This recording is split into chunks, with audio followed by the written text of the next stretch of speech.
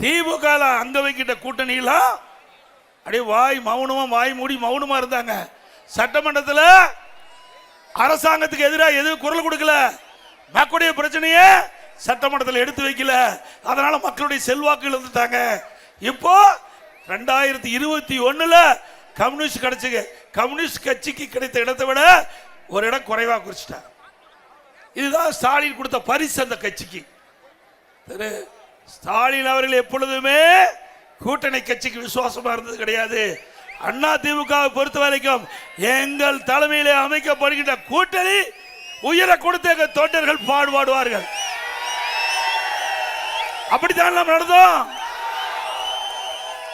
நம்ம கூட்டணியில யார் யார் நம்பினாங்களோ அவர்களுக்கெல்லாம் சின்னத்தை பெற்று கொடுத்த கட்சி அண்ணா திமுக கட்சி.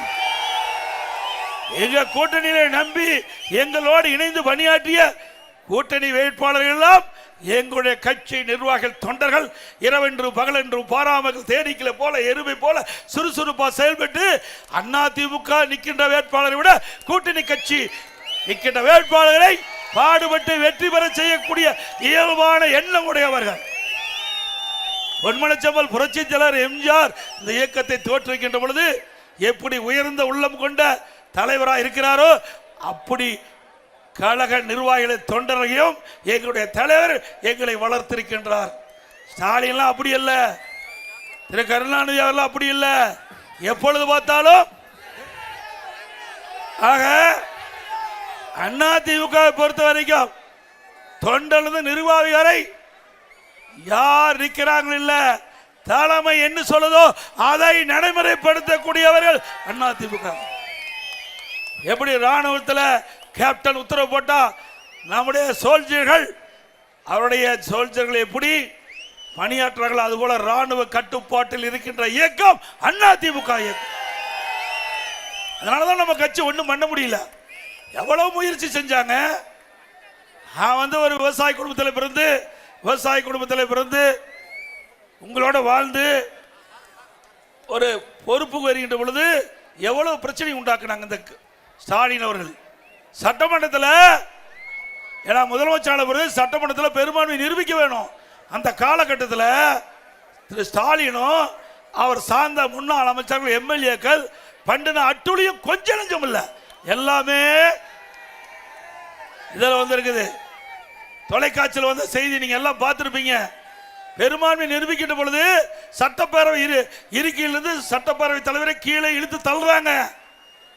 என்னுடைய டேபிள் ஏறி டான்ஸ் ஆடுறாங்க. இதுக்காக சட்டமன்றத்துக்கு உங்களுக்கு அனுப்புனாங்க. வெக்கமா இல்ல? ஒரு சட்டமன்ற மாமன்றம், புனிதமான இடம், 8 கோடி தமிழ் மக்களுடைய சட்டங்களை பிரதிபலிக்கின்ற இடம் சட்டமன்றம். அப்படிப்பட்ட இடத்துல கேவலமாக நடந்து கொண்ட கட்சி எம்எல்ஏக்கள் இன்றைய முதலமைச்சர் ஸ்டாலினும் அவரோடு இருந்த முன்னாள் அமைச்சர்கள் முன்னாள் சட்டமன்றம் எவ்வளவு கீழ்த்தரமா நடந்தாங்க. பிறகு நாம பெரும்பான்மை நிரூபிச்சிட்டோம். பொறுக்க முடியாத ஸ்டாலின் தம்பி இதை கொட்டிக்க ஸ்டாலின் அவர்கள் சட்டை கிழிச்சுட்டா வீதியில் போயிட்டு சட்டை கிழிச்சுக்கிட்டு பெரும்பான்மையை நிரூபிக்கின்ற பொழுது உங்களால் தாங்க முடியல.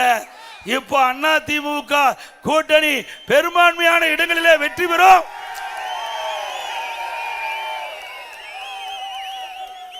அண்ணா திமுக தனி பெரும்பான்மையோட ஆட்சி அமைக்கும்.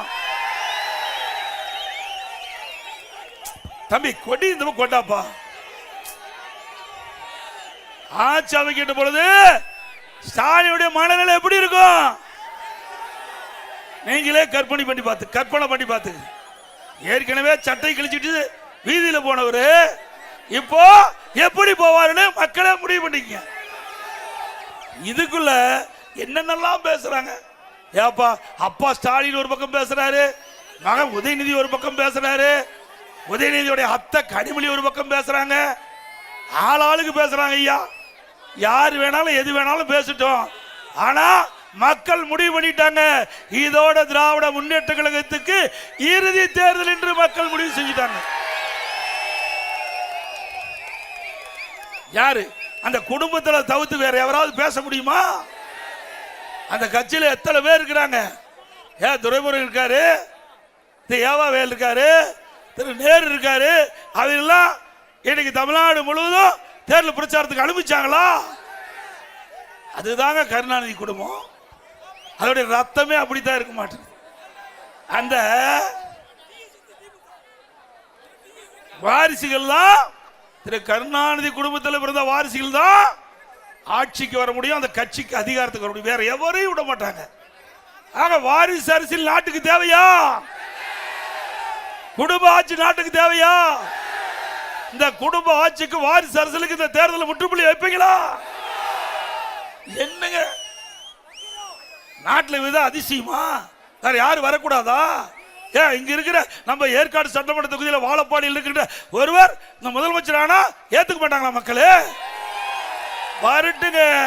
இந்த தேர்தலோட திரு கருணாநிதி குடும்பத்திற்கு இறுதி தேர்தல்.